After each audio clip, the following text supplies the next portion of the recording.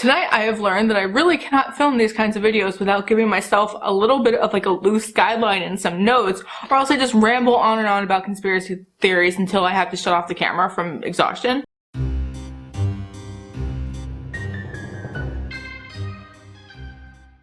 Hi guys, my name is Lacey, I speak Listen Fat Hips, and welcome back to my YouTube channel. I wasn't planning on filming today. I wasn't planning on doing anything really but going to Trader Joe's and hanging out with my boyfriend on his day off. But Paige dropped like a bomb, in my opinion, on, YouTube community, and I need to respond to that because I feel a lot of ways about it. If my makeup looks crusty, don't come for me. I've been wearing it all day and it's very hot outside. I was not planning on filming. So, Paige just finished her 3-part series on who the drama channel Spill is. Basically, I will obviously link Paige's channel down below. I should start off by saying Paige is a drama channel, obviously, and Spill also is another drama channel if you don't know. If you're someone who doesn't like drama channels or isn't really into this whole kind of commentary channel-esque thing, hang with me for a second because I feel like this is very relevant to the rest of YouTube. I'm gonna get there. Bear with me for a second. So like I just mentioned, Paige is a drama channel who just did this kind of 3-part series on who Spill is. Spill is a commentary / drama channel, whatever you want to call it, who popped onto the scene about this time last year, which makes a lot of sense to me because I feel like once upon a time drama channels were like a dirty little secret on YouTube kind of thing. Like it was very much like you weren't allowed to watch them, you had to justify if and when you did, you weren't supposed to kind of talk about it, etc. But I feel like that has changed and drama channels have become more commonplace in our community, especially the beauty community. And honestly, at the end of the day, I don't really think they're given the credit that they deserve a lot of times because a lot of the honesty that we have now between bigger influencers and the rest of the beauty community, we have as a direct result of the work that drama channels have done, reporting on kind of the gross, unethical ways that influencers were taking advantage of us as viewers and consumers.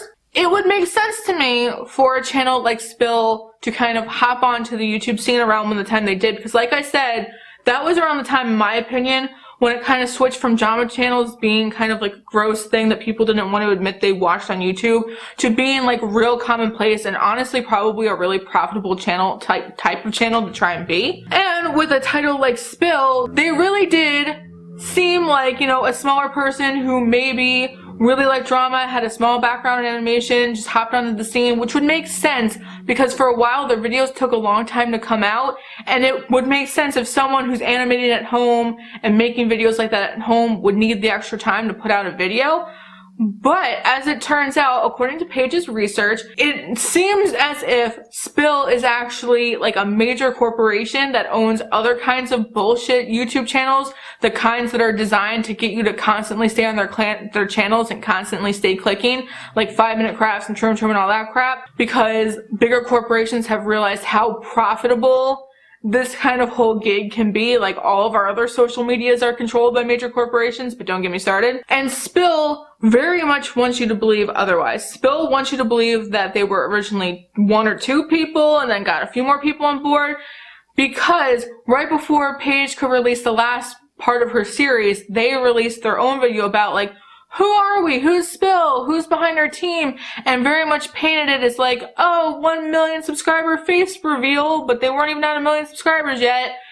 And it just doesn't, all of it just has this like cloud of like, what the hell? Like ickiness. And that's kind of always where I want to jump in and make a YouTube video. Whenever something has an ick factor, I'm always like, let's talk about the ick factor. They tried very hard in their video to be like, look at our basement that we film in. Some of us still have day jobs. That is so strategic. That is so strategic because think of your favorite creators, especially your favorite smaller creators. That is often the story for a lot of us, that we work from home, that we have other things going on to make money, that this isn't our full-time gig, that we wish it was. Or people like Shane Dawson, Jenna Marbles, etc., who were the person in their house making videos for everybody and became like a bajillionaire superstar. They're very much trying to paint that picture of like, oh, we were a small team and now we had to file as a corporation because it was easier that way. And that is so strategic. Oh my god, I cannot believe that I feel like so few people are talking about how strategic that is right now. That beautiful little narrative that fits all of the other successful channels would be what is given to you pre-Paige's video, and then Paige just had all of the facts. She had all of the truth bombs to basically drop on all of us about who Spill really is, how they're full of shit, and how there's a major corporation behind it. If you really can't follow me and you really don't know what I'm talking about, Paige's videos will link down below. Watch them at double speed if you have to, like, catch up.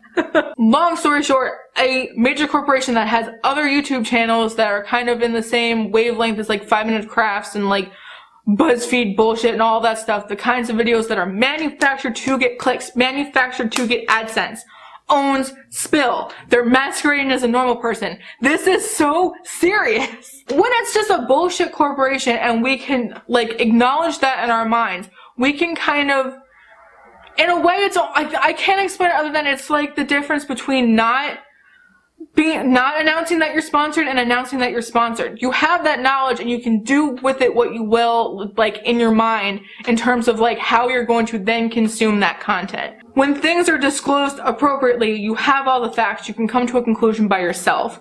The fact that they're lying to everybody about who they are, the fact that they're lying about the fact that they're a major corporation, so obviously to me is a red flag that they're trying to control the types of narratives that are spun on YouTube. And that is a serious problem to me. I tried taking notes. I'm just like so fired up about this and I don't even know where to begin. To me, there are 3 major reasons why Spill being a corporation, and specifically the asterisk to this is I wouldn't give a shit if Spill was just some like niche kind of channel. But number 1, they have now created multiple different kinds of channels around themselves and their kind of like brand, brew and grill and whatever the fuck. But also they get millions of views, they have millions of subscribers, and they have millions of people standing them. That is where my problem is, but I'll get into that in a second. My 3 major issues with why it matters, why Spill is a corporation, and why Spill specifically as a gigantic channel posing as a small drama channel is problematic. Number 1, I feel like YouTube needs to remain about the individual. It needs to not be about the corporations that are trying to take over the spaces already filled by the individual. What I mean by that is think of the trending page and how many fucking times it's like Jimmy Fallon on the goddamn trending page. And like how that is probably so strategically hand selected for us to consume because it makes advertisers money, it makes that channel money, and it makes YouTube money. And we are relatively a self-policing kind of community. We kind of tell corporations that that's okay to do whenever we click on those videos, whenever we find ourselves going to those places and killing time instead of supporting like our local smaller creator. But that's kind of like the argument of like, should you go to the mom and pop store versus Walmart? And that's a whole other video probably. I feel like though, when we start branching away from the individual and start putting that money in the corporation's pockets and allowing them to take over these spaces on YouTube, then YouTube becomes no different than like a Netflix or a Hulu, and it loses kind of this intimate community kind of thing that we have going for us that YouTube has continuously had going for it for years and years and years. I also think when we allow the corporations to infiltrate this space and we give them our clicks, it continues this cycle where everything we're force-fed in our lives, whether it's through media, propaganda, pop culture, whatever, like someone else has a very serious invested interest in us consuming it in a very specific way because it makes them money at the end of the day. So to like put that in beauty community standards, for example, which I keep using the beauty community as my example because that's where I exist in, and I think that's what most of my viewers exist in.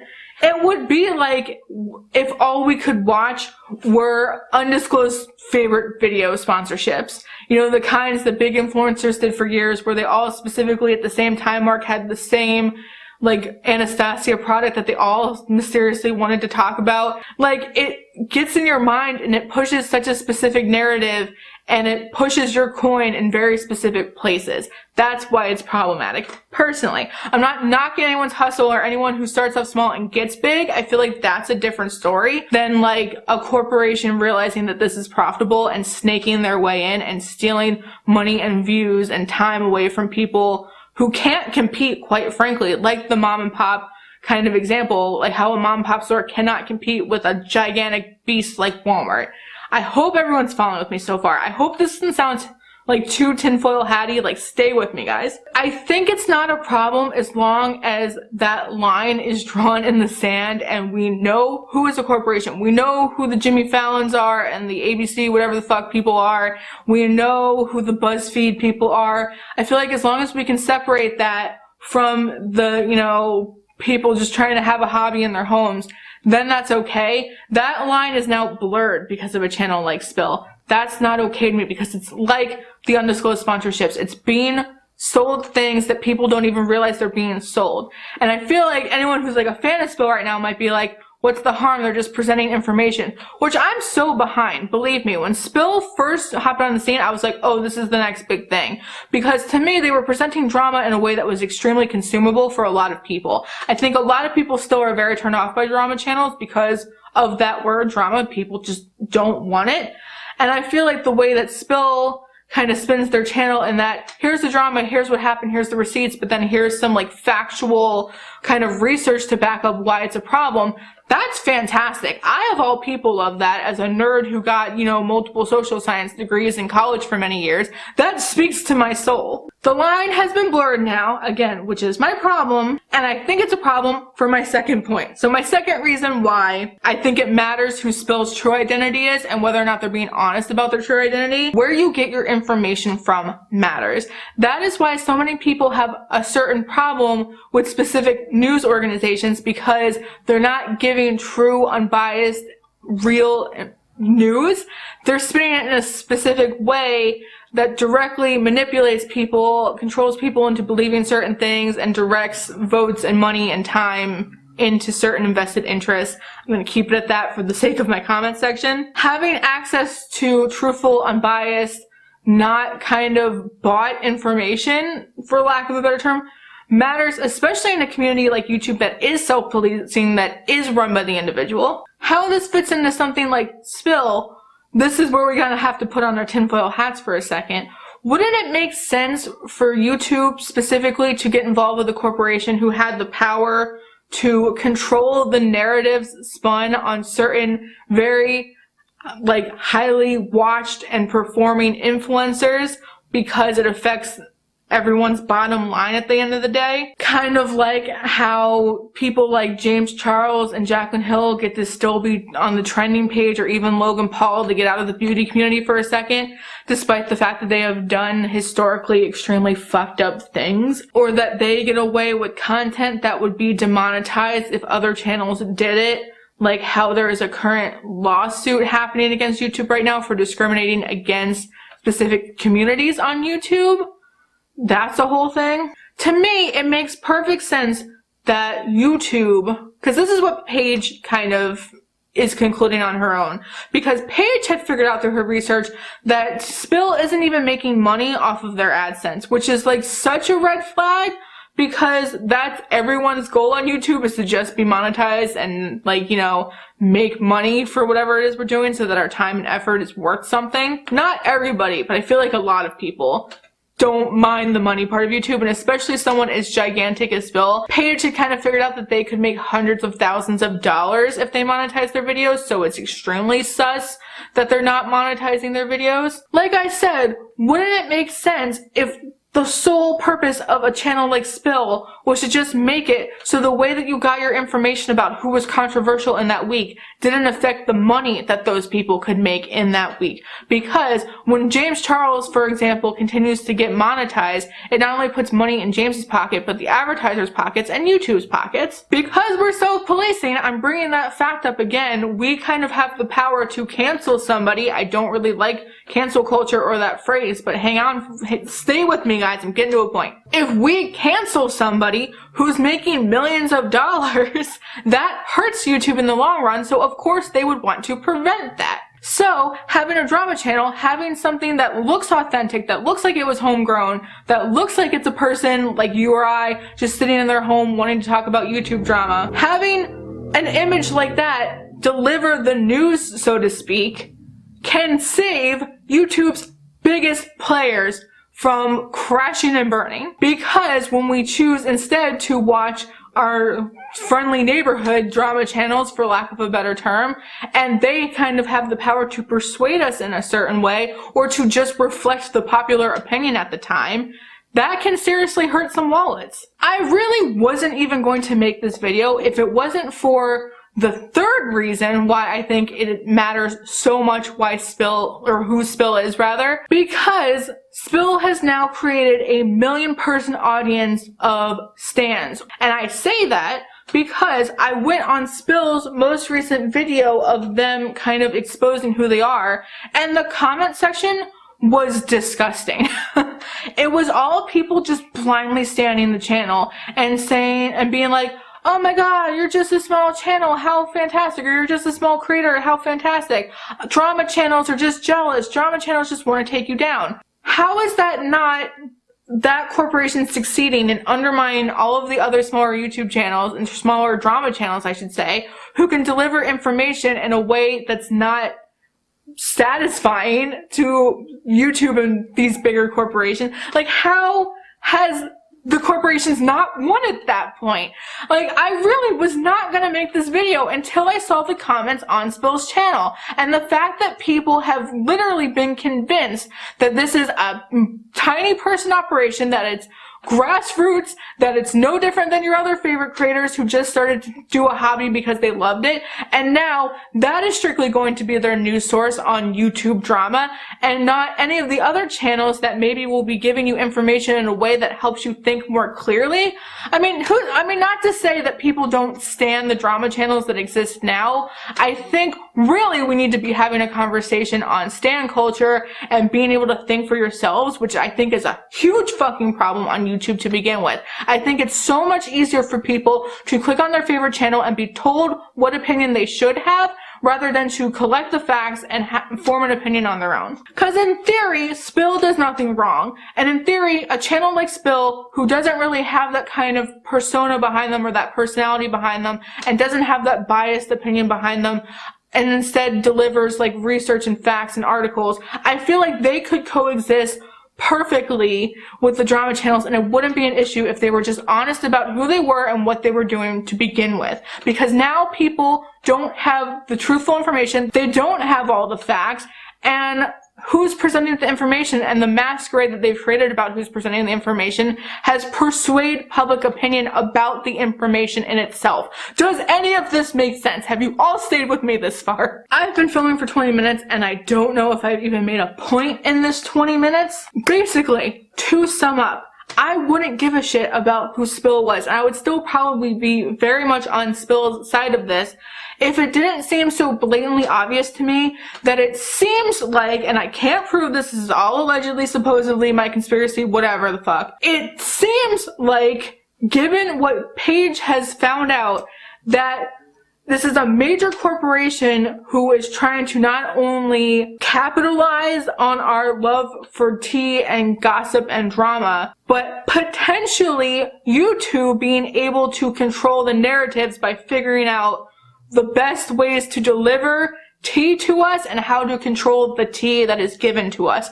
Are you all with me? Are our tinfoil hats still on? I find that gross and problematic. Like, I do definitely think there needs to be a balance of self-policing versus like a free for fucking all. I think YouTube needs very clear guidelines that specifically states like what is or isn't acceptable to exist on this platform, because I feel like there's still this cloud of mystery around what is or isn't acceptable, and like there aren't harsh enough punishments for certain people that go over the line, Logan Paul, or you know, like other smaller channels that are getting hit the most because they're not probably the most profitable to begin with, like blah blah blah. At the end of the day, YouTube's a corporation, they don't give a fuck. My point in making this video is that we can, you know, take that power back if we wanted to.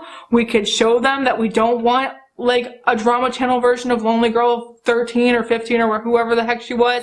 If you remember that girl who was posing as a vlogger but really was an actress in like a social experiment or some crap. If we could like, you know, actually choose with our clicks and our likes and our engagement what kinds of content we wanted to enjoy and like who gets to exist here and who doesn't, and like weed out the corporations who are just trying to like get on our heads and sell us shit at the end of the day or make money off of us or control what we think at the end of the day, like that would be fine. But like it really scares me to think that a corporation has figured out how to finally cross that line. Because I think for a long time, corporations just couldn't. They couldn't recreate the kinds of bonds that smaller creators or even bigger creators, that kind of like real person bond that people have with their favorite creators.